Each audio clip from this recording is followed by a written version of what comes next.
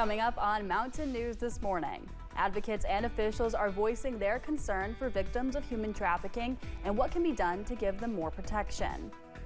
Plus, as students return to school, so do illnesses. But there is an easy way to tell if it's a virus or an allergy. Dedicated to Eastern and Southern Kentucky, this is WYMT Mountain News this morning. Good morning, I'm Amelia Lee. The time is 6 o'clock and the date is August 29th. Let's check in now with meteorologist Tim Drawbridge for a look at your forecast.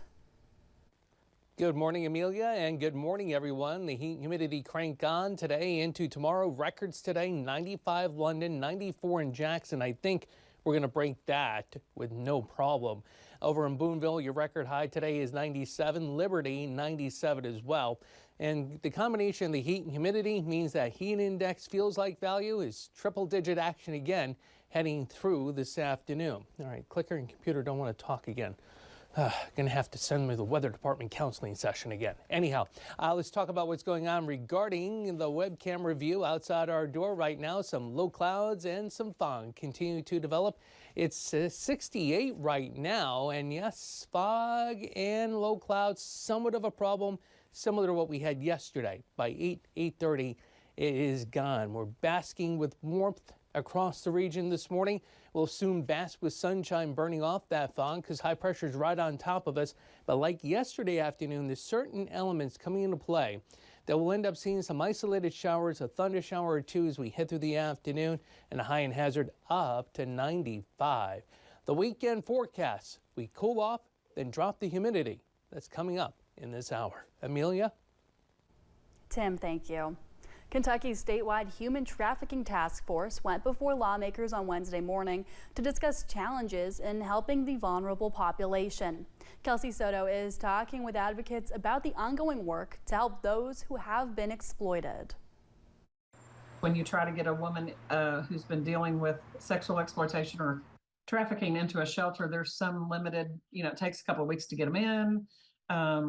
And you've got to find a good place that has trauma-informed care. And it's kind of a puzzle and it's not easy to happen. Janie Lewis is one of the founders of Natalie Sisters in Lexington. She's been working for years to help women who have been the victims of human trafficking. It's just really important to see the trafficking and exploitation problem as a whole, with all of those side problems that exacerbate the issue. Lewis tells me some of the other challenges are tied together, like addiction and homelessness. It's seen in statistics currently being collected and analyzed by professionals. Often people think of human trafficking as stranger danger, which exists, but the importance of recognizing that human trafficking can occur in the family. The statewide human trafficking task force providing an update to lawmakers in Frankfort. We do recommend that we increase data collection and transparency and reporting. We collected the data that we could. It is still insufficient, really, to do a thorough self-evaluation of our anti-trafficking efforts. The Attorney General's office says they'll gladly share their evidence labs with any law enforcement or prosecutors working on a case. However, their other lab is yellow. K9 Charity is an electronic storage detection dog. She can sniff out micro USB cards along with any other electronic crimes that may contain CSAM, so child sex abuse material. In Lexington, Kelsey Soto, WKYT. Summer is over and school is back in session. That also means illnesses are back with the homework. When it comes to feeling unwell this time of year, there are signs to indicate what the cause is: seasonal allergies or viral infections. Dr. Jordan Burke is a pediatrician at Primary Care Centers in Hazard. He says there are important ways to distinguish allergies from infections. If you got a fever, that is pretty much a dead giveaway that it's not allergies anymore. If you're someone that you know this time of the year gets the same kind of thing, it may very well be your allergies. Dr. Burke also says washing your hands is one of the key ways to prevent the spread of a virus. Speaking of illnesses at a young age, 6 children were hospitalized due to a mosquito-borne infection in Knox County, Tennessee. It's all been within the past 9 weeks because of the La Crosse virus.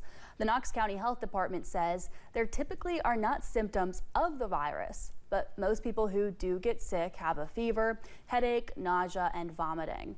The Knox County Health Department's Dr. Corinne Tandy says even though summer is over, the virus is a concern.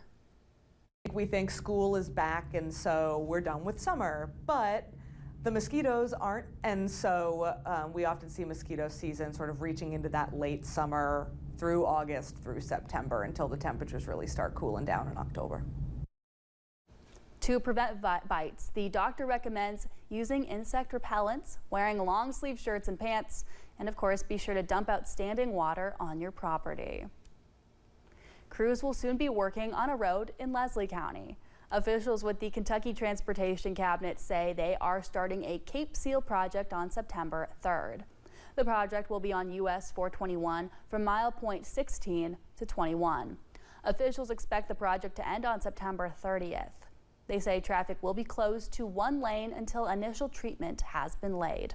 When that happens, officials say drivers will be allowed back with a speed limit of 25 miles per hour. Crews will be working on another Cape Seal project, this one in Jackson County. This project will also begin on September 3rd and be on US 421. Construction will be from the Sand Lick Road Junction to the Sand Gap School Road Junction. Traffic will be controlled by a one-lane road until initial treatment is laid out. Once that takes place, drivers can use both lanes with a 25-mile-per-hour speed limit. This project is also expected to end September 30th. And crews will also be working on Hal Rogers Parkway in Laurel County. A highway safety improvement project begins this morning at the junction of Jerry's Road. Officials say lanes will be closed as a result, and drivers should expect delays between 6 in the evening and 7 in the morning. Officials have not determined a timeline for when the project will be completed.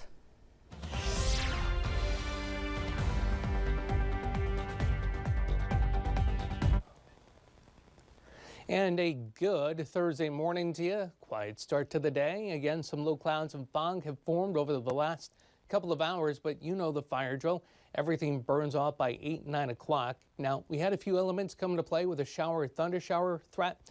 Yesterday afternoon, the further north you ended up traveling or ended up being, well, guess what's going to happen for all of us as we head through this afternoon? That shower or thunder shower, nothing widespread. Not all of us will see that action, more of a nuisance than anything else because the sun comes back out. Guess what? It steams right back up. Low clouds and fog are forming right now at 68. Temps slowly warm over the next couple of hours and then they take off like a rocket ship. Upper 80s for the lunch hour and we're topping out at 95 in Hazard this afternoon. Your ARH First Alert 7-day forecast in a few minutes. Amelia? Thank you, Tim. The University of Louisville just published a new study that's getting national attention. Researchers have found people who live near more trees have better heart health.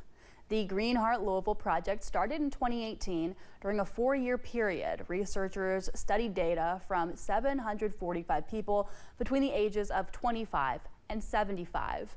They all lived within a 4-mile area of South Louisville where researchers planted around 8,000 trees. They found people who lived in the areas with more trees had lower levels of a protein associated with heart attacks, cardiovascular disease, and even some cancers. The results show how trees could not only impact people's health, but also the economy. We have over 1,800 to 2,000 heart attacks in Louisville every year. And if we can even decrease 10%, so that's 200 lesser heart attacks. You know, and assuming that each heart attack only costs more than $50,000, you can calculate how much economic impact it would have. And this is just by putting trees and plants in our city. So the Green Heart Louisville project was awarded an additional $4.6 million in funding earlier this year to continue this research during the next 5 years. Thanks for joining us on Mountain News this morning. More news is on the way. When we return, the candidates continue to hit the campaign trail as one side prepares for their first joint interview and the other defends a recent ad.